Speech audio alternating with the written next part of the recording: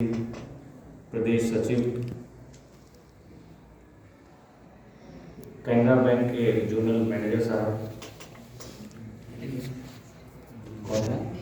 Indian bank के zonal manager साहब और भारतीय शिक्षा समिति के तमाम पदाधिकारी। सर्वप्रथम मुझे आमंत्रित करने के लिए मैं प्रतीक जी का हार्दिक धन्यवाद करता हूँ कि मुझे इतने बड़े स्तर पर इस पूरे प्रदेश के इतने महत्वपूर्ण संस्थान के प्रधानाचार्यों को संबोधित करने का सौभाग्य प्राप्त हुआ। अभी मेरे पूर्व के वक्ता ने आदरणीय प्रधानमंत्री जी के द्वारा जो परीक्षा पर चर्चा की गई उसके बारे में बताया।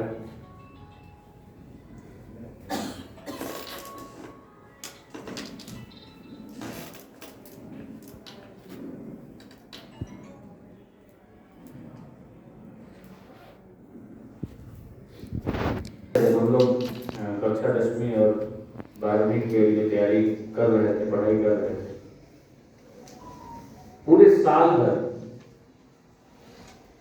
सिर्फ बोर्ड का ही चर्चा होता था। बोर्ड एग्जाम ऐसे होता है, बोर्ड एग्जाम में वैसे होता है, इतने कठिन प्रश्न आते हैं और सब लोग बोलते थे, अरे तुम पढ़ाई नहीं कर रहे हो, तुम्हारा बोर्ड है। अरे तुम घूम रहे हो, तुम्हारा बोर्ड है। तुम क्लास नहीं अटेंड कर रहे हो, तुम्हारा बोर्ड है। ये जो सारी चीजें पूरे साल भर हर कोई सिर्फ एक ही बात आपको बताता रहता है, तो विद्यार्थी के मन में स्वाभाविक तौर पर यह विचार उत्पन्न होता है कि भाई बोर्ड लगता है कोई बहुत बड़ी चीज है, जैसे लगता है कि जीवन और मरण का प्रश्न है।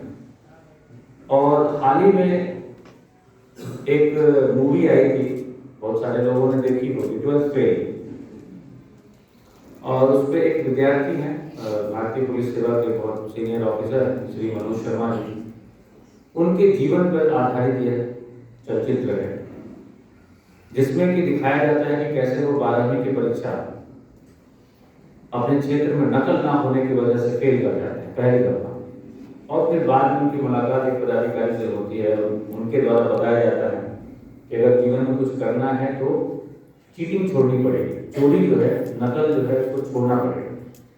फिर वे तृतीय श्रेणी से 12वीं की परीक्षा पास करते हैं और फिर उनके जीवन का इतना लंबा संघर्ष और अंत में उन्होंने सब लोग 16वीं की परीक्षा पास करके और उसके बाद भारतीय पुलिस सेवा में ज्वाइन करते हैं। उसके बाद से, उस मूवी के रिलीज होने के बाद से मैंने अखबारों में तमाम खबरें पढ़ी कि अमुक पदाधिकारी भी इस क्लास में फेल हो गए, ये पदाधिकारी भी इस क्लास में फेल हो गए, उसके बाद भी मेहनत करके और जीवन में कुछ अच्छा मुकाम हासिल कर लिए। इस तरह की मूवीज के बारे में भी बच्चों को बताया जाना चाहिए कि अगर किसी भी परीक्षा में, किसी भी प्रकार की परीक्षा हो, चाहे प्रवेश परीक्षा हो या बोर्ड परीक्षा हो, अगर आप फेल भी कर जाते हैं तो जीवन बहुत लंबा है और जीवन का मूल्यांकन, अगर एक जीवन देखेंगे तो सामान्य तौर से भारत में 60-70 साल तक लोग एक्टिवली काम करते रहते हैं और उसका मूल्यांकन 16, 17, 18 साल की अवस्था में नहीं किया जाना चाहिए। अगर कोई बोर्ड की परीक्षा में अगर अच्छा अंक नहीं लेके आता है, इसका मतलब यह नहीं है कि वो बेकार है। उस बच्चे के अंदर भी कुछ न कुछ विशेष प्रतिभा है, या यह भी हो सकती है कि उसके अंदर की जो चेतना है वो अभी जागृत नहीं हुई। जब चेतना जागृत होती है तो जैसे अंधेरा छटता है, उजाला होता है, चीजें बेहतर होने लगती। इस चीज को समझाने की जरूरत है और लगातार समझाने की जरूरत है। परीक्षा की चर्चा सिर्फ आदरणीय प्रधानमंत्री ही क्यों करें, सभी प्रधानाचार्यों और सभी भी महत्वपूर्ण विषयों में जितने अध्यापक हैं वो खुल के चर्चा करें। ये परीक्षा अंतिम नहीं है, इस चीज को उनके दिमाग में बैठाने की आवश्यकता है, जिससे कि जो दबाव है, मानसिक दबाव है, स्ट्रेस है, वो कम हो सके। और आप सभी लोग जानते हैं कि जब हमारे दिमाग में स्ट्रेस रहता है, जो हमारा जो नेचुरल जो कैपेसिटी होता है काम करने का, वो बाधित हो जाता है। हमारी जितनी कैपेबिलिटी है, अगर हम बहुत स्ट्रेस हैं और 5 किलोमीटर भाग सकते हैं तो शायद 1 किलोमीटर भी नहीं भागना। अगर हम स्ट्रेस हैं तो हमारे सोचने की क्षमता को प्रभावित करता है, हमारे काम करने की क्षमता को प्रभावित करता है। तो स्ट्रेस के लेवल को हमको कम करना होगा। जैसा कि घटना के बारे में बताया गया, परीक्षा टालने की इतनी बड़ी मतलब इतनी तीव्र आकांक्षा थी इस बच्चे में, उसने एक बच्चे का मर्डर कर दिया। तो परीक्षा को हमने क्या बना के रखा हुआ है? तो इस पे बात करने से, चर्चा करने से, बच्चों से तो बात करना ही है, बच्चों के माता पिता से बात करना ज्यादा जरूरी है। बच्चा जब स्कूल से घर को आता है तो माँ बाप क्या पूछते हैं? हाँ, कितना नंबर आया? जो नंबर वाला जो मीटर दिमाग में पहुंचता रहता है माँ बाप के, फर्स्ट आए, सेकंड आए, थर्ड आए, फोर्थ आए, और उसके बाद आए उसकी जो शामत आने वाली है, इस चीज के बारे में माँ बाप को भी बताने की बहुत आवश्यकता है और उनको समझाने की जरूरत है, उनको उदाहरण देने की जरूरत है। यह कोई जरूरी नहीं है कि अगर आपका बच्चा 10वीं में फर्स्ट आ रहा है तो वो बहुत अच्छा आदमी बनेगा, बहुत अच्छा इंसान बनेगा। हमने देखा है बहुत अच्छे अच्छे लड़के, टॉपर्स लड़के बाद में किसी गलत लत में पड़ जाते हैं और अपना जीवन बर्बाद कर बैठते हैं। जरूरी यह नहीं है कि क्लास 10th और 12th में आप कितना मार्क्स ला रहे हैं, जरूरी यह है कि जब आपकी जो एक्टिव जीवन 60-70 साल की अवस्था जब पार होती है तब जो आपके जीवन का मूल्यांकन हो वह कैसा, उस चीज के बारे में बच्चों को तैयार करना है। और इससे भी आगे की बात, मैंने आज तक नहीं सुना है किसी व्यक्ति जो इस दुनिया से चला गया और उसने क्या डिग्रियां अर्जित की, 12th में कितना नंबर लाया, कितना धन अर्जित किया, कितना वैभव अर्जित किया, कितने बड़े बड़े मकान बनाए, उसके बारे में कोई चर्चा नहीं करता। इस चीज को भी बताने की आवश्यकता है। आपके बारे में क्या चर्चाएं होंगी? आप जब धरती को हो तब क्या चर्चाएं होनी चाहिए, और जब धरती से चले जाओगे तो आपके बारे में क्या चर्चा होगी, उस चीज को अर्जित करने की आवश्यकता है। अच्छे व्यवहार को अपने व्यक्तित्व में समावेश करने की आवश्यकता है। और आप बोलिएगा, उनको बताइएगा कि अच्छा व्यवहार करना चाहिए, शायद समझ में नहीं आ जाए, उसको अभ्यास करेंगे। नाटक होता है, नुक्कड़ नाटक होता है, कक्षा में अभ्यास हो। एक व्यक्ति यहीं बैठा हुआ है, उससे गुस्से में बात किया, बताओ उसने आपसे गुस्से में बात किया, अब आपको कैसा लगे? फील कराने की आवश्यकता है, अनुभव कराने की आवश्यकता है। हम पढ़ाते हैं इकोनॉमिक्स में, अर्थशास्त्र में, गरीबी के विषय में बात करते हैं, अशिक्षा के विषय में बात करते हैं, आय के विषय में बात करते हैं।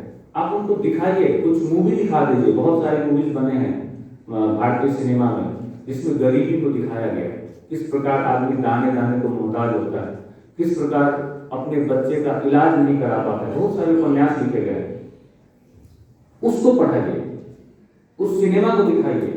अगर हो सके तो आपके आसपास जो बहुत ही सामाजिक पायदान के निचले न्यूनतम पायदान पर खड़े हैं, उनके बस्ती को विजिट करें और उनको बताइए कि आप कितने भाग्यवान हैं कि आपको 2 दिन की रोटी मिल रही है, जाड़े में तो पहनने के लिए गर्म कपड़े मिल रहे हैं। उनको उन बस्तियों में ले जाकर दिखाइए किस प्रकार 4 साल 5 साल का बच्चा आप ठंड से ठिठुर रहे हैं और उसके शरीर पे सिर्फ एक कपड़ा है, और कैसे उस ठिठुरती हुई ठंड का सामना उस बनियान में, अंडरवियर में कर रहा है। तो इसको अनुभव कराने की आवश्यकता है। जब तक हमको सच्चाई का अनुभव नहीं होगा तब तक सच्चाई बहुत ज्यादा देर तक हमारे दिलो दिमाग पर टिकती नहीं। जब भी हम लोग देखते हैं किसी व्यक्ति की मृत्यु होती है, मैं इस एग्जाम्पल को अक्सर कोट करता हूँ, किसी व्यक्ति की जो मृत्यु होती है, मृत्यु क्या है? अगर हमारा जन्म हुआ है तो मृत्यु है शाश्वत सत्य। अगर इस धरती पर एक सत्य मौजूद है तो वो मृत्यु है। जो भी इस धरा पर जन्म लिया है उसको एक न एक दिन सभी को यहाँ से जाना है।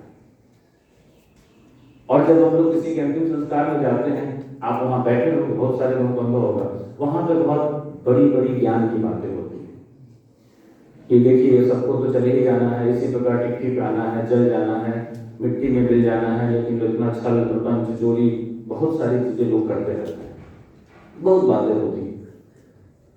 और जैसे ही शव का अंतिम संस्कार होता है, वहां से चले, पूरी मिठाई खाए, और उसके बाद वो जितनी ज्ञान की बातें थी वो वहीं पर छोड़ के वापस अपनी दुनिया में लौट आते हैं। और पुनः जो व्यक्ति इस चीज को बता रहा था वह व्यक्ति पुनः उन सभी कामों में लिप्त हो जाता है। मतलब क्या है? ज्ञान कम ही हो एक वहां पर लाइन लिखी हुई है, थोड़ा सा अभ्यास सारे उपदेशों से बेहतर है। एक उपदेश को पकड़ के अगर एक बच्चे को सत्य बोलो, इसी का अभ्यास करा दिया जाए, सत्य के आसपास इस सत्य बोलने से क्या फायदे होंगे, झूठ बोलने से क्या नुकसान होगा, इसी को सिखा दिया जाए, समझा दिया जाए, अनुभव करा दिया जाए, उसका जीवन सफल हो जाएगा। और किसी भी चीज को बताने की, समझाने की जरूरत नहीं है, वह खुद ब खुद अपना रास्ता पकड़ेगा। तो जो भी ज्ञान है, जो भी उपदेश है, बहुत सारी चीजों की आवश्यकता नहीं, अनुभव कराने की आवश्यकता है। मोबाइल की बात हो रही थी, हम सभी लोग परिचित हैं, सबके पास मोबाइल है। पहले कीपैड का मोबाइल हुआ करता था, अब स्मार्टफोन हो गया है। और स्मार्टफोन में पहले वीडियोस हुआ करते थे यूट्यूब पे, बाकी सभी चीजें। अब रील्स का जमाना आ गया। रील्स में क्या है कि सिर्फ 30 सेकंड, 40 सेकंड, 1 मिनट का वीडियो होता है। किसी भी जैसे मान लीजिए कोई 1 घंटा कोई भाषण दिया और उसमें 1 मिनट का कोई कंट्रोवर्शियल चीज बोल दिया, तो उसी का छोटा सा वीडियो बना के उसको प्रचारित कर दिया। या बहुत सारी चीजें हैं, कोई मूवी का सीन हो, कुछ भी सीन हो, अच्छा सीन हो, खराब सीन हो। तो आज की जो जनरेशन है रील्स देखती है, और रील्स सिर्फ देखती है 30 सेकंड, 1 मिनट का, लेकिन उस रील्स को देखना है कि नहीं देखना है, इसका निर्णय वो 2-4 सेकंड में कर लेता है। जैसे वो रील्स खुलता है, उसको देखना है नहीं देखना है, तो उसको स्क्रॉल कर देता है, अगले रील पर चला जाता है। तो हमारा जो अटेंशन स्पैन है बच्चों का, विशेष तौर पर, इवन हम बच्चे क्या बोले, हम सभी का, बच्चे का तो खासकर हम सभी का जो अटेंशन स्पैन है, ध्यान अवधि है, वो बहुत छोटी हो गई, बहुत छोटी हो गई। और यह अध्यापकों के लिए, प्रधानाचार्यों के लिए एक बहुत बड़ी चिंता का विषय है कि हम कैसे बच्चे को 30 मिनट, 40 मिनट की कक्षा में बांध कर रखें, और जो हम पढ़ा रहे हैं उसका ज्यादा से ज्यादा हिस्सा उसके मन मस्तिष्क में जाए, उसको वो सुन तो ले कम से कम 40 मिनट। यह एक बहुत बड़ी चुनौती है, और ये आप सभी लोगों के लिए, प्रधानाचार्य या शिक्षा जगत से जितने भी लोग जुड़े हैं, उनके लिए सबसे बड़ी चुनौती है कि कैसे बच्चों को उनका जो ध्यान है वह अपने आपके जो पढ़ाने का विषय है उस पर केंद्रित कराया जा सके, उनके ध्यान का भटकाव नहीं हो। इसके लिए हम लोगों को इंटरैक्टिव टीचिंग की आवश्यकता है। उनसे बात करें, उनसे प्रश्न पूछें और उनको प्रश्न पूछने दें, ये सबसे इम्पोर्टेंट है। हो सकता है कि कोई बच्चा उसी टॉपिक को गूगल से पढ़ के आया, कोई यूट्यूब से वीडियो देख के आया, हो सकता है कि जो शिक्षक पढ़ाने वाले हैं उनसे ज्यादा अच्छे से किसी शिक्षक ने उसको पढ़ाया हो। इस चीज को शिक्षकों को, प्रधानाचार्यों को ये एक्सेप्ट करना पड़ेगा, और इसके साथ कदम से कदम मिला के चलना पड़ेगा। अगर बच्चा आपसे ज्यादा कुछ पढ़ के आया है तो आपको उसको आप उसको प्रोत्साहित करें, बहुत अच्छी बात है। कहाँ से पढ़े, किस सोर्स से पढ़े, कौन सा वीडियो देखे, किस टीचर का वीडियो देखे, उसको खुद भी देखना पड़ेगा। अगर एक अध्यापक फिजिक्स के अध्यापक हैं तो उनको खुद भी चाहिए कि जो अच्छे कॉन्सेप्ट्स हैं, जो बड़े टीचर आजकल उनका यूट्यूब पे वीडियो फ्री में अवेलेबल है, आप उसको देखें। कैसे कठिनतम कॉन्सेप्ट का सरलीकरण कैसे करें, कैसे उसको छोटे छोटे टुकड़ों में, आसान शब्दों में हम बच्चों को सिखा सकें, समझा सकें, तभी उनका ध्यान इतने समय तक आप अपने विषय पर केंद्रित करा पाएंगे। नहीं तो बहुत कठिन है, बहुत कठिन है, असंभव है ये आज के जमाने में। दूसरी बात, जैसे मैंने बोला, अनुभव से सिखाइए। कुछ आपके जीवन के अनुभव होंगे, कुछ आपने कहानियां सुनी होंगी। स्टोरी सुनने में बहुत मजा आता है बच्चों को, स्टोरीज के माध्यम से कॉन्सेप्ट को बताएं।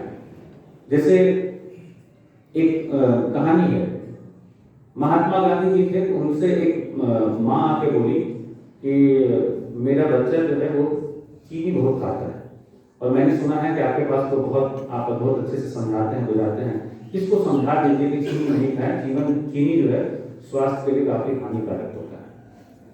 महात्मा गांधी जी बोले कि ठीक है, 6 माह बाद आप इस बच्चे को हमारे पास लेकर आइए। 6 माह बाद वो महिला पुनः गांधी जी के पास गई और बोली कि गांधी जी 6 माह हो गए, अब इस बच्चे को समझा दीजिए।